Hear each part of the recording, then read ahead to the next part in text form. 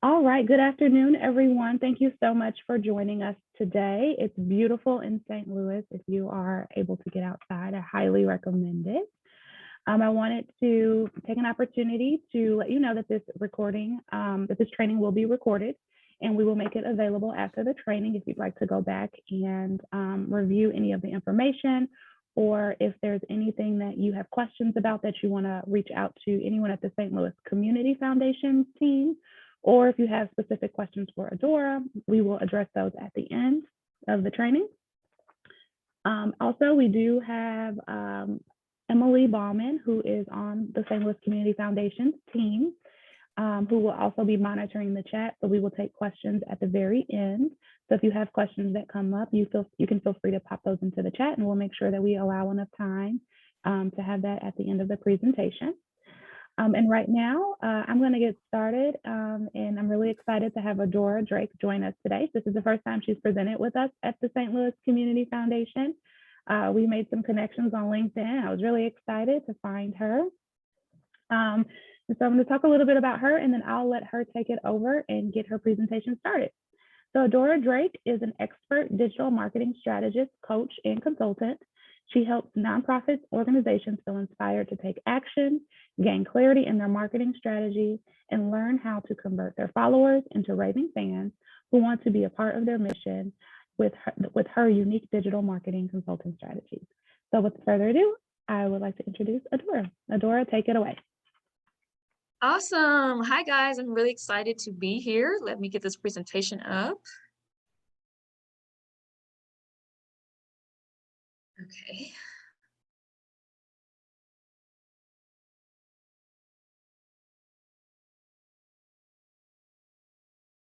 All right, can you guys see it?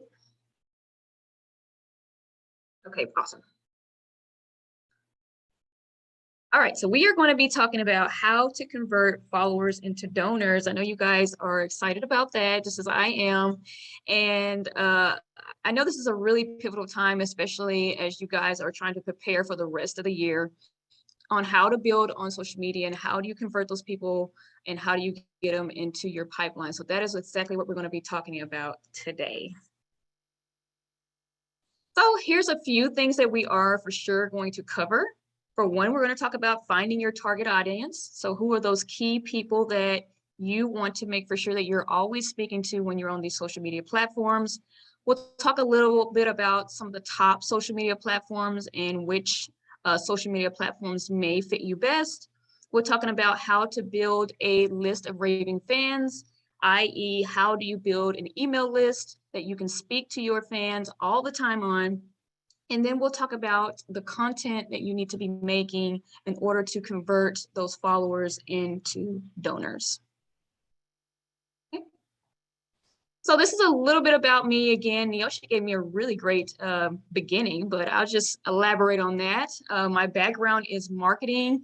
I'm based here in Dallas, Texas, so it's pretty warm here already, so which I'm very happy about. My focus is helping nonprofit organizations scale and build a brand online, and then also convert those people into donors. So this is my jam. So that's why I'm really excited to speak to you guys about this. Who do I work with? Nonprofit organizations. So let's go ahead and get into it. So the first thing that you want to consider before you even start your online marketing journey is who is my target audience? This is so important because these people are the same people that you're going to be speaking to, whether you are on a social media platform, on your website, or on your email list. These are the people that are going to want to come to your organization, that want to be a part of it, and it's important that you understand who they are. So I've broken down this into 5 different key demographics that you can look at. Of course, there are other ones, but usually they kind of fall in within these 5. And that's the age, occupation, gender, location, and their habits. So the age and the occupation is going to help you understand what are their interests, what are their background and why would they even want to come and see your organization. The gender and location are really going to be helpful, especially when you are later down the line running advertisements like Facebook ads or YouTube ads or something like that. It's going to help you hone down the region on how to target these type of people. And then of course, knowing the habits of someone is going to be very helpful, because you'll know if they have a history of volunteering or they have a history of donating to particular types of organizations, then you again can target those type of people and use this data. So this is all going to be just data to help you figure out which direction should I go in my marketing journey here, and how can I use this data to better make content as we go forward on social media. So here are the top 5 social media platforms. I know you guys probably recognize most of them. Some of the other ones that I didn't have a space to add are like YouTube or a Clubhouse or something like that, or Snapchat. Those are also options, but these are the top options that usually people kind of gravitate to when they're starting. Facebook, I mean, you can't go wrong there. You know, there's so many different demographics there. Something like a TikTok is good if you're trying to reach a younger audience, even though they are expanding into more of an age demographic. Right now, they're still focused, you know, like a millennial or a Gen Z are typically on a TikTok. Twitter, it's always been a good platform. So if you are looking to share information, or you're looking to just get out there and share like reports and things like that, Twitter has always been really good for that. And it's really good for getting people to your website. So those people typically click off of Twitter really fast and go visit your website there. Pinterest is very good if you have a blog or you have content that you publish on your website. If you can consistently make like infographics, or you can consistently make informational things that you can post visually onto onto Pinterest, I'm sorry. You can click off of there and they'll go to your website. And I know I barely get on Pinterest, but even the stuff that I've posted on there has gotten me at least 100 visitors a day just from Pinterest. So it's really good if you have a blog and you have the content to do that. I would say that might be an option for you. And of course, there's Instagram. Instagram is very visual as well.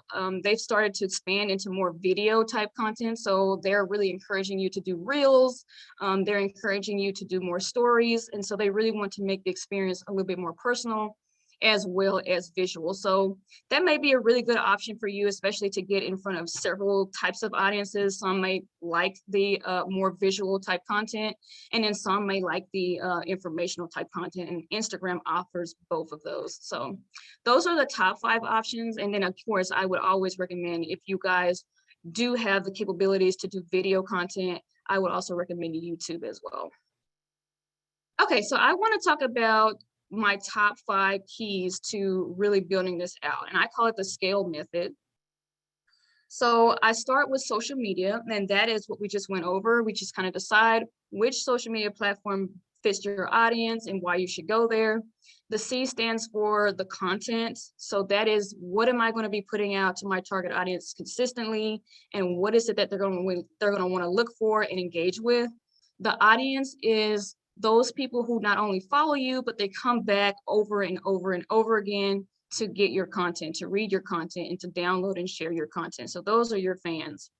That lead nurture piece it's just the part where you lead them from social media, or you lead them from whatever your platform is. It could be an event, and then you lead them on into your email list. So you're getting them and you're taking them from wherever you found them, we'll say social media in this case, and then you lead them into the email list, and then you nurture them until the donation. And that is the execution piece, is the actual donation. People are actually giving you the money, or they're actually giving you the time. Okay, so let's talk a little bit about how this process works. First, there's the discovery, right? So if you're on social media, let's say you've created your account, and the first thing you want to do is to get discovered. So you need to optimize your profile. You need to make for sure that you have certain keywords inside of your profile that'll link people back into your organization. So for instance, let's say your organization is for wildlife. You do want to have hashtags that are going to be searchable for those who would search for anything wildlife, or anything earth or green or social justice or something like that. So it needs to be searchable, and it needs to have those keywords. And then that is going to help you lead into the type of content that you're going to need. So you're going to use those demographics that we talked about, and then you're going to start creating consistent content that draws that particular audience back to you. And then you also want to add those hashtags to your content. Now, here's where a lot of people, especially a lot of newer nonprofit organizations mess up, is the engagement piece. So it's one thing to post in it and then let it go and then, go about your business, but then it's a whole nother thing to go in and engage. And so I want you guys to remember that no matter what content you put out, you do want to make for sure that you're engaging. And that is making for sure that you are, answering questions in the comments. You're going back in and you're engaging with those people who have followed you. You're saying, hey, thanks for the follow. If there's anything I can do for you or any other information you'd like, please come and visit us again. So you're going in and you're building relationships and you're making them feel a part of the community. And then there's that last piece, is that call to action piece. And that is when you're literally telling them, hey, I need you to click this link. This is where you can donate, or this is where you can sign up, or whatever your particular action is. That's that call to action. And I also added the collaboration piece on there because it's very important as you guys start to grow or start to build your audience to start collaborating with other organizations. It's just a really quick way to start building your audience, especially if you don't have a huge audience to begin with, because a lot of you guys will start small. So if you can collaborate with other people, we'll talk about how to do that a little bit down in our presentation. Okay, so some of the ways that you can approach your content is by using what donors you already have. So share some spotlights, share some of those people who have already been involved in your organization. And then once you share that and tag them, they can actually share that on their social media. So it's just making shareable content that it showcases that you guys really care about the people who are already there in your organization. And then also you are making it shareable so that they can also spread the word for you. So you almost have like ambassadors who know the organization. Then again, like I said, you want to engage. So not only are you engaging with the people who are on your post, you're going back into your followers and you're looking at their content and you're engaging with them. You're liking and you're commenting and you're letting them know that you care about them as well. So it's just about building relations on social media. That's hence the social part that a lot of people forget. And then lastly is the collecting the emails. And we'll talk a little bit more about that in just a moment. But you always want to make for sure that you are collecting the information. That way, again, if these people aren't on social media right when you post, you can always have that scheduled email marketing going on in the background where you have your own unique list of people who are interested in your organization. Okay. Now, one of my favorite ways of creating content is through storytelling. Okay, so this is probably, especially for nonprofits, it's probably the most effective way to create content. And you can do this in a couple of ways, but the main purpose of storytelling is just to make the reader feel involved in the organization. It evokes some type of emotion inside of them to want to be involved and to want to learn more. And you can do this in a couple of ways. First, you can do this through video, photos, and infographics, okay? So videos are showcasing things like, what have you guys working on? What's behind the scenes? Who's your staff? Show some of the people that you guys are helping or what you guys are doing at these particular events. And then the infographics are for people who need more information to figure out, how does this tie to the statistics? How is your organization working through this? And how can they be a part of this? So it's educating them as well. Another way you can do this is by going live. Almost all the platforms now allow you to go live on their particular platform where you can actually show up in real time, answer questions, and then showcase what it is that you guys have to offer.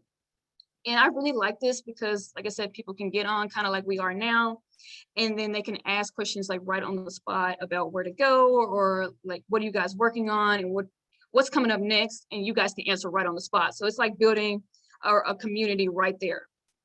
And then there's sharing information with your partners and media outlets. This is good, especially if you have a blog or you have content that's like a video or something that's going to be helpful to other people. You're creating almost more ambassadors by sharing your story, sharing why they should care. And a lot of this is going to be helpful down the line when you are trying to collaborate. Sponsor some events. I don't see a lot of people talking about this anymore, probably because of the pandemic, but this is a very good way to get in front of a bigger audience. So if you know for sure that your particular audience may be at an event, so let's say they're at some type of volunteering event, you should sponsor that event and get your name out there. People want to see, who you guys are, and then it's going to lead them again back into your organization. And then last but not least is just to create an easy way for members to share their experience with your organization. So you're using these testimonials and sharing it on your social media, you're sharing on your email list, and you're sharing it on your website, your storytelling, and making people feel compelled to want to learn more. And now I got a few examples for you guys I want you guys to take a look at. Okay, so this is Feeding America. And they posted this not too long ago.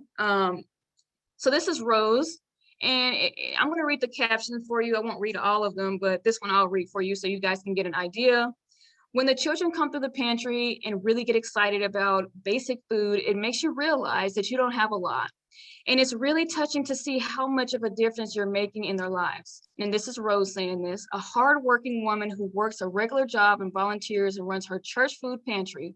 Thanks to Rose, her community sees more full bellies. Hashtag Feed America. So this is short and sweet, but it's just letting you know, like, hey, this is a regular person. She has a job, she has a life, but she really is passionate about our organization because she gets to see in real time people are excited about getting the food out of the food pantry. So you guys can do something very similar to this depending on your organization.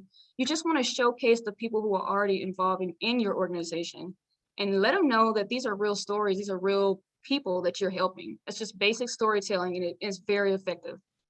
I have a few more on here. This is by Charity Water. They're doing the same thing. This one was actually around the holiday season where people were actually getting together for Thanksgiving and Christmas.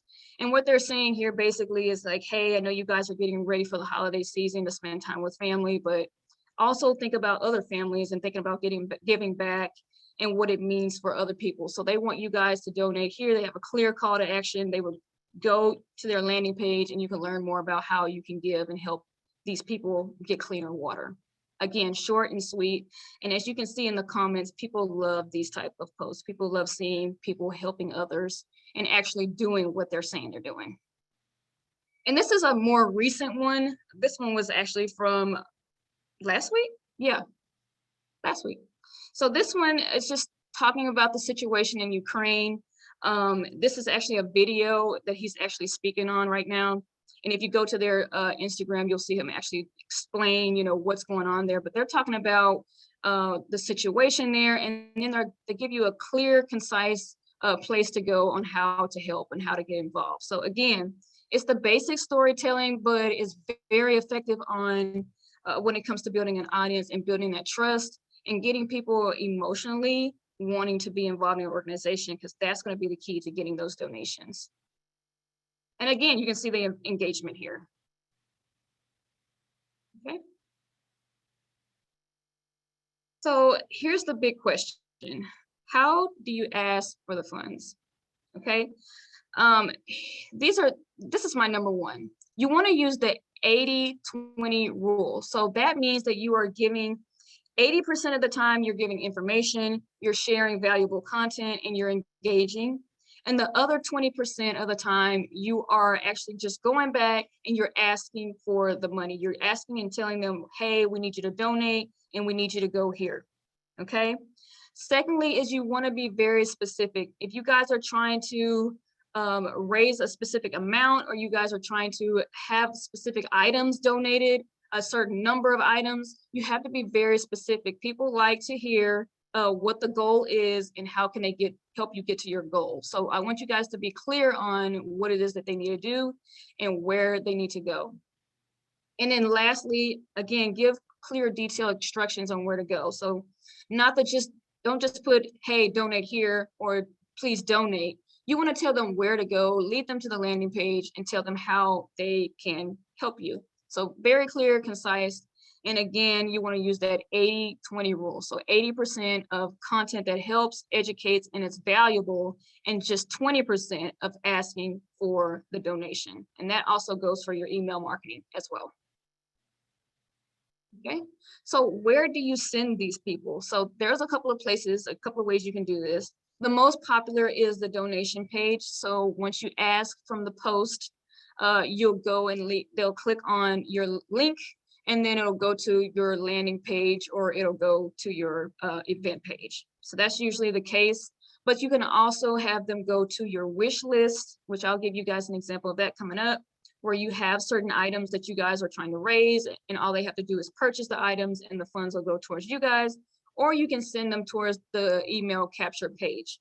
My favorite are the last two here, because when they purchase something, you'll have their information and you can keep them on your email list. And then obviously the third one is the email list. So you can just keep up with them going forward as you send them to these options here.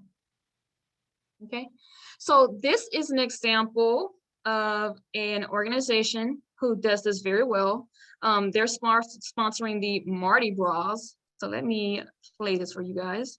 This is the website. And as you go down, you can see that they have a few options, but right here, they have linked it to their Amazon.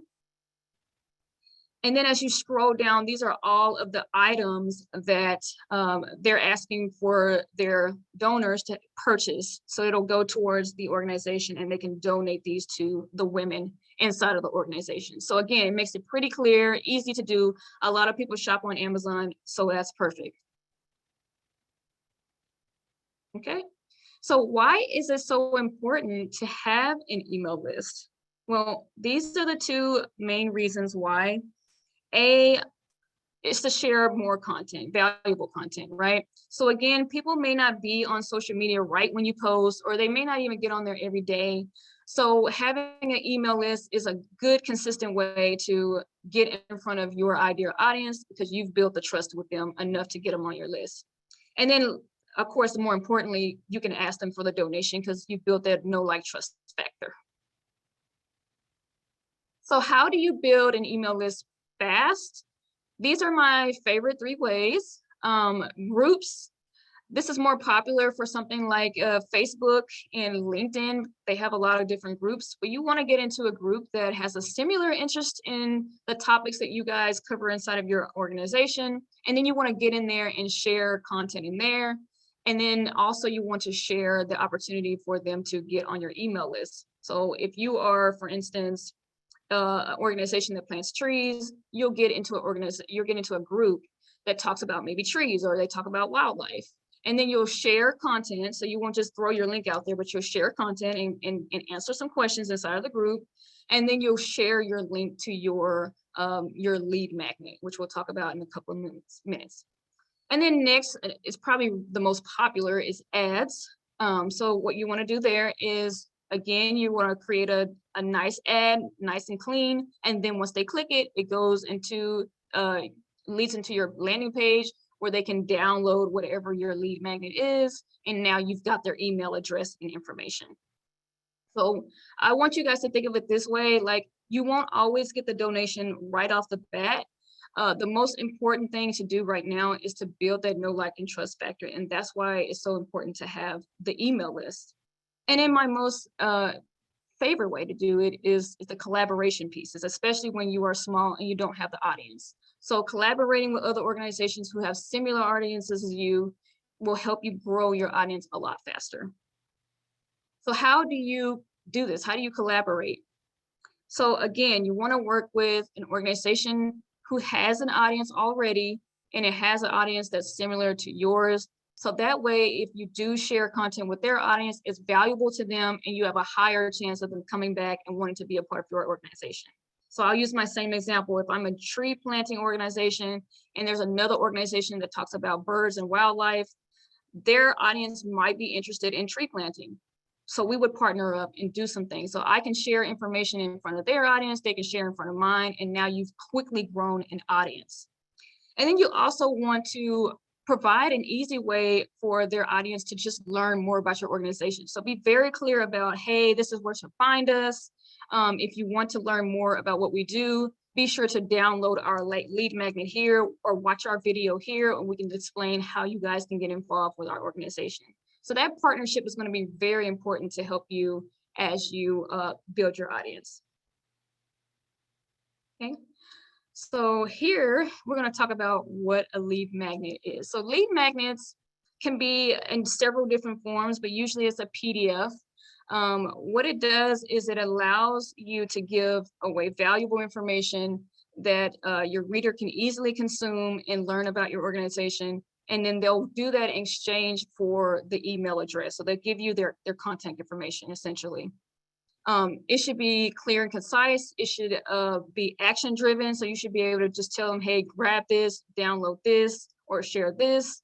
And then it should also be very relevant to your organization. So your lead magnet should be clear on what it is, the niche that you guys are in. And then it should be very helpful to whoever downloads it can read it or watch it or whatever to learn more about that particular topic. And then it should be instant. So once you go to your landing page and they download it, they should get it right inside of their inbox right there, or they can get it right downloaded right off the page. So either one of those is fine, but they should also get it instant. It shouldn't be something they have to wait for. Okay, so here's a couple of examples of what lead magnets typically look like. So once you go to the landing page, it's either going to be a quiz or it can be a poll. More people usually stick with either the webinars or they'll do infographics or some type of case study or report. So those are the most popular ones.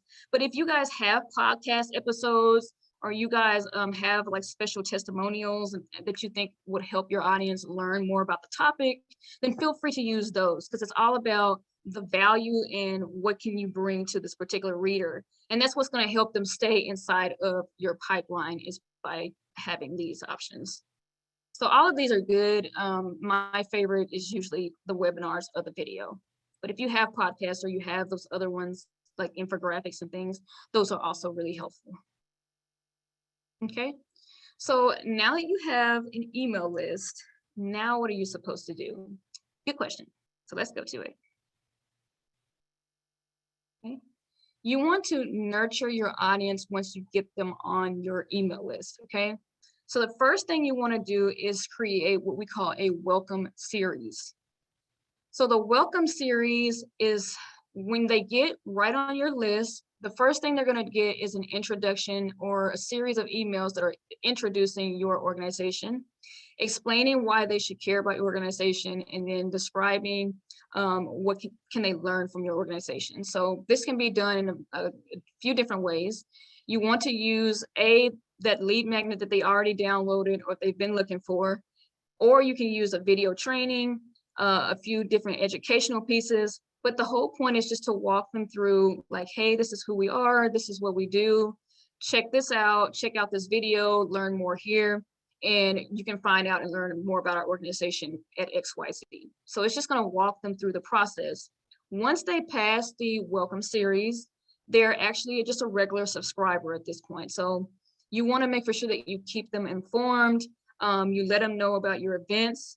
You let them know what's working inside of your organization. If something's not working as well, what can they help you with and how can they get involved? So once they get off that welcome series, they're in that almost like a newsletter type of series where they're actually getting consistent content from you over time. And so when do you ask for the donation? Again, it's that same rule as social media. You want to do that 80-20 rule. So you're giving 80% of valuable content and information. And then that 20% is like, hey, please donate here. Hey, this is our new goal. Can you guys check this out? So you still want to ask for it, but you want to make for sure that you're giving and doing more giving than you are taking. Okay. So I just want to walk you through the top 3 emails in a welcome series. Of course, you can do more of them. So I've seen up to 8 in the welcome series, but 3 is good. As long as you have these top 3, it's fine. So the first email is just to, again, give them what that lead magnet was. that you promised. They can easily download that, and then they just give them a little brief about your organization. And as you can see, I've highlighted this bigger. Do not ask for the donation here, guys. So it's just an introduction and letting them know who you guys are, and thank you for grabbing our PDF or grabbing our lead magnet. The second one is to kind of piggyback off of the first one. So it'll be like a, hey, thank you for coming and downloading our PDF. I hope you're enjoying it. And then you give them a little bit more information. It may be a testimonial like, hey, this is Rose. She works at our food pantry. This is what she has to say. And then again, you're still not asking for the donation. You're just building on that know, like, and trust factor. And then 3, you start setting the expectations. So meaning that you're letting them know, hey, we email, once a week. This is the information that you're going to learn. If you want to get involved, visit our website, and this is what you can expect going forward. You can sometimes ask for the donation here. I want you guys to kind of fill that out based on your audience.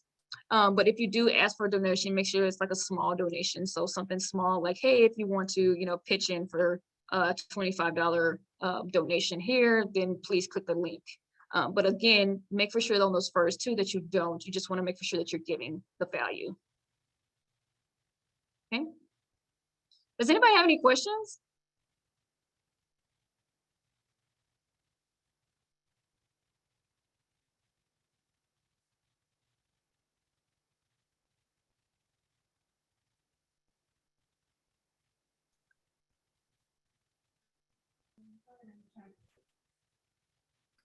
Hello. Sorry, I was having technical issues. You would think Oh, no problem. after 2 years of using Zoom that I would be able to figure this out, but it seems like every time something different happens. We have not gotten any questions in the chat, but Adora, Okay. I actually just wanted to something that you recently talked about those series of welcome emails. That's something that the foundation recently started doing. We just switched email marketing providers. We use MailChimp, and we've been setting up that automatic email that goes to somebody when they subscribe to our e-newsletters. We have a sign up form on our website, of course, but that's the only one that we send to them. And of course, in MailChimp, just like a lot of other platforms, it's really easy to build that kind of, they call it like an automated journey, that welcome journey. So what, like for that second email, I know you mentioned like that might not be a great time to ask for a donation, but you could send them more information about your organization. Is that a point where you would maybe point them to social media accounts or the blog if your organization has a blog, that sort of stuff? Yeah, absolutely. So that second email, again, it's just going to piggyback off the first one. So depending on how they got on your email list, so let's just say you guys did like some kind of video training and now they're on your email list. So that email 1 is going to be just giving them the training. And then that second email is going to be kind of piggybacking off of that. So it's going to be like, hey, I'm glad you like the topic. If you want to learn more about this topic, check out our blog or check out our post on here. Or you can say, here's another video training about blah, blah, blah. So you're just kind of piggybacking on what they've already been, got on there for and what they wanted to learn. So it can be anything, really. It can be a video, it can be infographics, anything that's going to help them learn more about your organization very quickly. So it's just this whole thing is just a welcome thing, like, hey, welcome into my organization and, how can I help you here? And then of course, that third one is going to start leading them to, okay, thank you guys for, our introduction, but now lead them to your actual email list where you're going to be talking about your newsletter and things like that.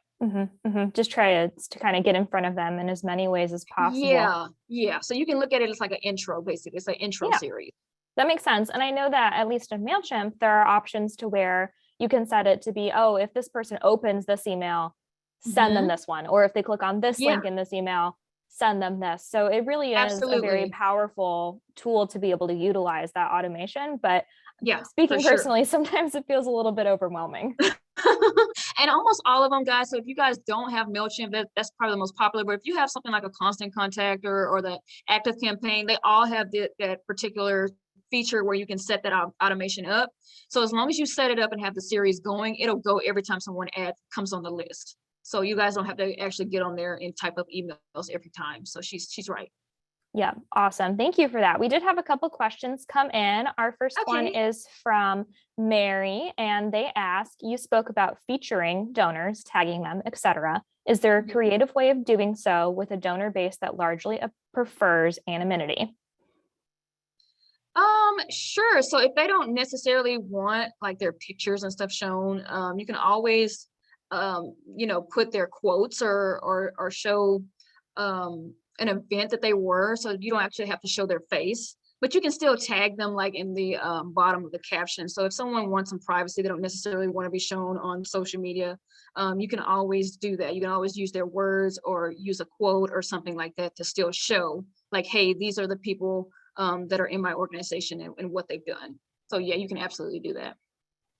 Great ideas. And then our next question is from Freddie. They ask any tips for transitioning the system to recruiting members, not donors. Is it pretty much the same? Yeah, so it's the exact same process, guys. So even if you're trying to recruit, like I said, members or volunteers, you use the same process. So again, you're going to want to share information that is going to be critical to people who are looking to volunteer or looking to be a member. You're going to share why you guys started, what can they learn from being a member? What are the benefits? And then again, once they get on that email list, nurture them again and share how can they become a member or why should they become a member, and make it very clear on how they can do this. What's your process and how can they get involved? So it's the exact same process, but the key is to always understand first, like, who's my target audience? And then you start from there, and that's how you create the content.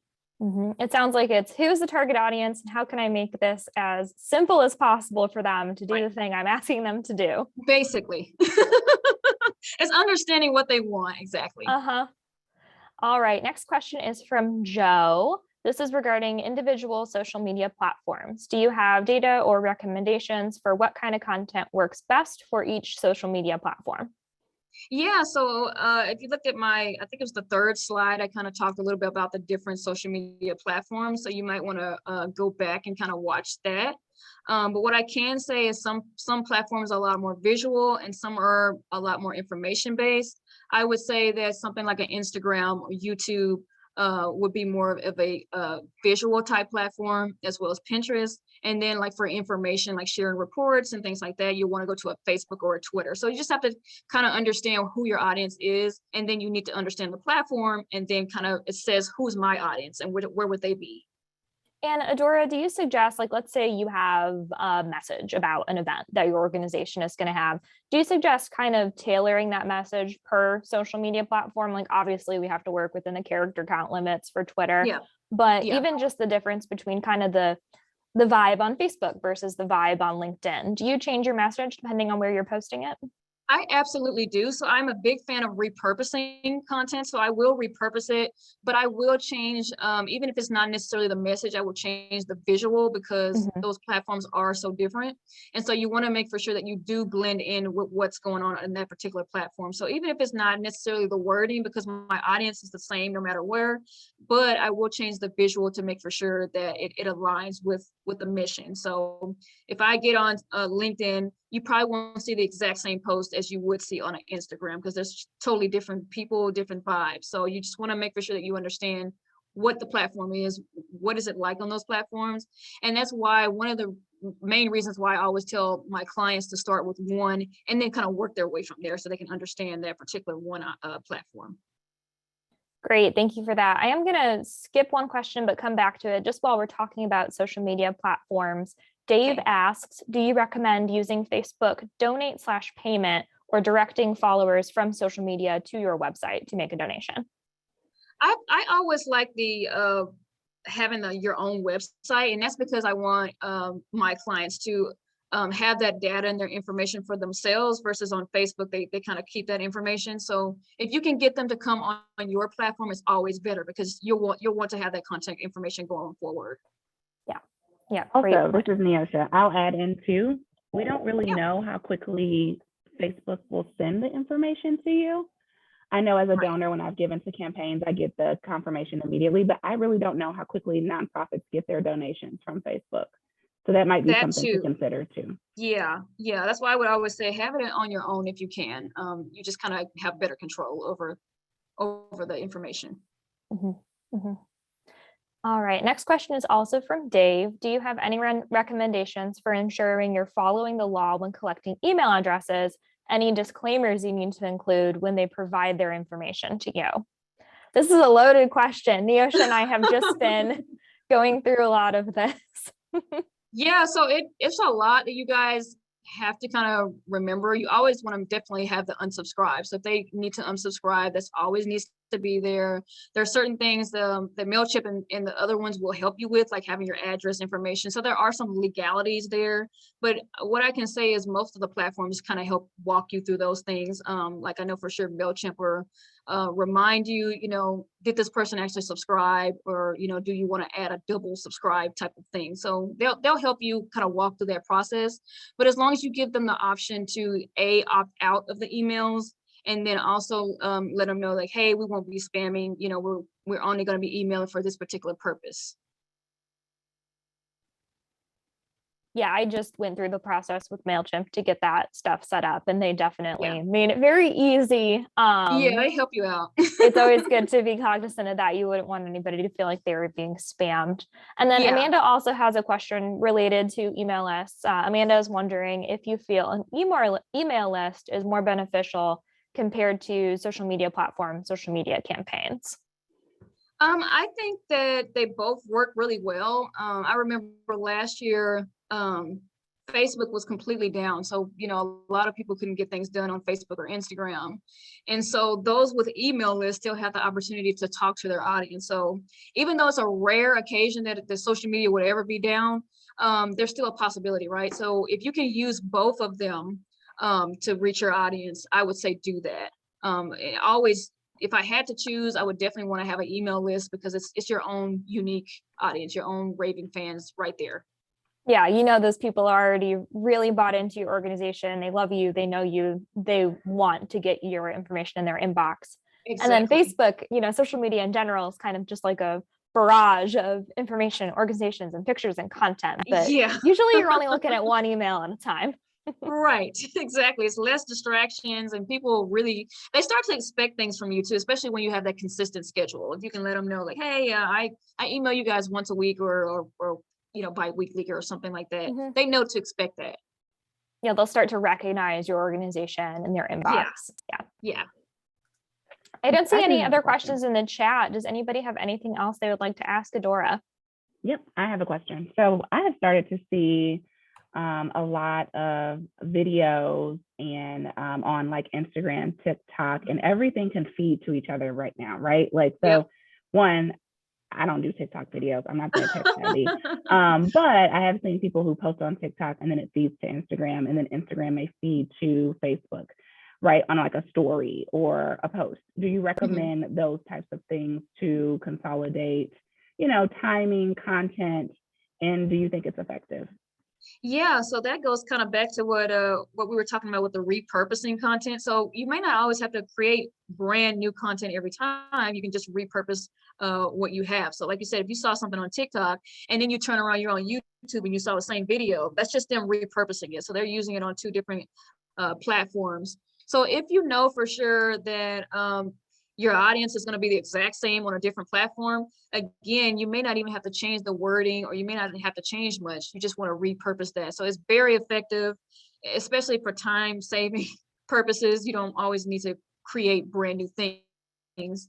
And with that same example, like I know you can see those on different platforms, but you can also share that on your email list as well. So if they, if you don't have anything to talk about that particular week, go ahead and share a video. Again, it's fun. People are going to want to see it. They're going to want to see what you guys are doing. So it's just a good way to use content over and over and over again. So if it's evergreen, use it. And repetition is good, right? Like, especially if it's good content, the more often somebody sees something, the more likely they are to remember it and then maybe take whatever action you're asking them to take, right? Yep.